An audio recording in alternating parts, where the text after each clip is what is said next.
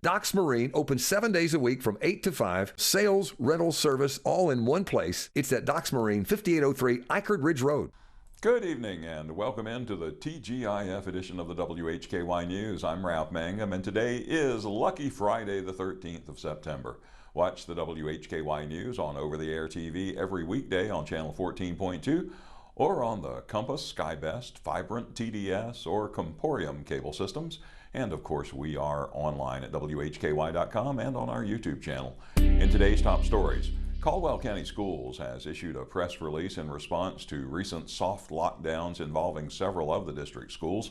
In response to various social media threats that have circulated around Caldwell County over recent days, school administrators want to assure parents and guardians of students in Caldwell County Schools that they have been working closely with law enforcement.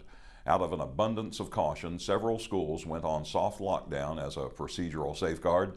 Because the situations involve ongoing investigations, the amount of information that the school system can share is limited. The press release, which bears Superintendent Don Phipp's name, states that Caldwell County Schools takes any threat seriously and will continue to work hand in hand with law enforcement to ensure safe school environments. Any person who sees a threatening social media post or hears anything concerning should share the information with school officials or law enforcement. According to unconfirmed social media posts, High Brighton High School, West Caldwell, and both Gamewell schools are among those affected in recent days. 31-year-old Sandy Marie Glass of West 28th Street in Newton was charged Wednesday by Hickory police with felony death by distribution. She also faces charges for first-degree trespassing, resisting a public officer, possession of methamphetamine, possession of a controlled substance on prison or jail premises, the sale or delivery of a Schedule II controlled substance, and voluntary manslaughter. Glass is accused of supplying the drugs that led to the overdose death of 30-year-old Crystal Carol McMillan. Ms. McMillan died in the Catawba County Detention Facility on July 10th of last year. An autopsy showed that she died from a combination of fentanyl and methamphetamine toxicity.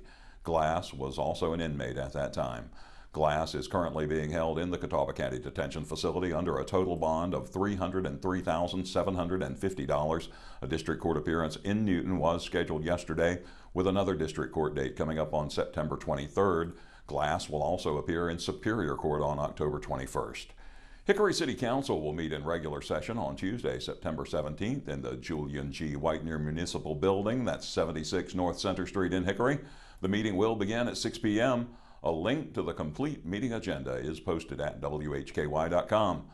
North Carolina residents will be using ballots without one party's presidential and vice presidential candidates listed on them. WHKY's Rob Eastwood reports. County boards of election across North Carolina are working to design and print new ballots for the 2024 general election without the We the People party's candidates listed on them, following a state court decision earlier this week. The North Carolina Supreme Court, in a 4-3 ruling late Monday, required election officials to remove the We the People party line from the presidential contest on the ballot, including the party's presidential nominee, Robert F. Kennedy Jr., and vice presidential nominee, Nicole Shanahan.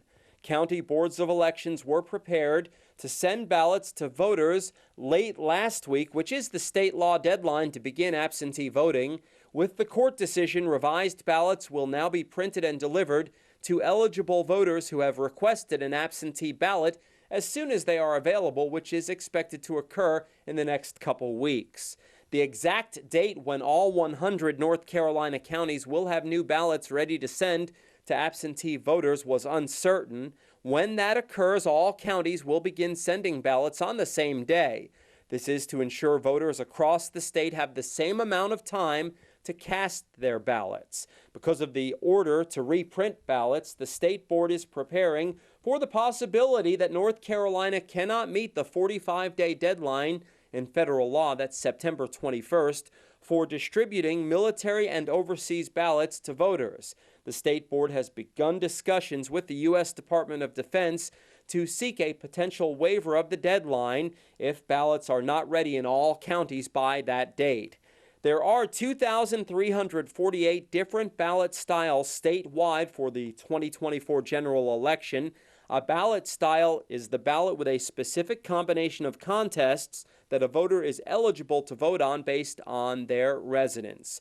More than 2.9 million individual ballots had been printed before the court order. So once again, new ballots are being designed and printed without Robert F. Kennedy Jr. and Nicole Shanahan, his running mate, listed on them. You can get more details on this by going to this story at our website, WHKY.com.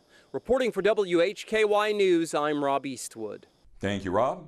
The U.S. Attorney's Office has intensified federal efforts to address the surge in mail thefts by increasing the prosecution of cases involving stolen mail, according to Dina J. King, U.S. Attorney for the Western District of North Carolina. Federal prosecutors and investigators are also urging residents and businesses to take proactive measures to prevent thefts and report stolen mail promptly. The U.S. Attorney's Office has brought charges and secured convictions against defendants for crimes related to mail theft. The cases involve mail stolen from residential and business mailboxes and mail processing centers. Those materials are used to commit financial fraud, bank fraud, and identity theft. Among the defendants charged are former postal employees who misused their positions to commit mail theft and engage in criminal schemes involving stolen mail.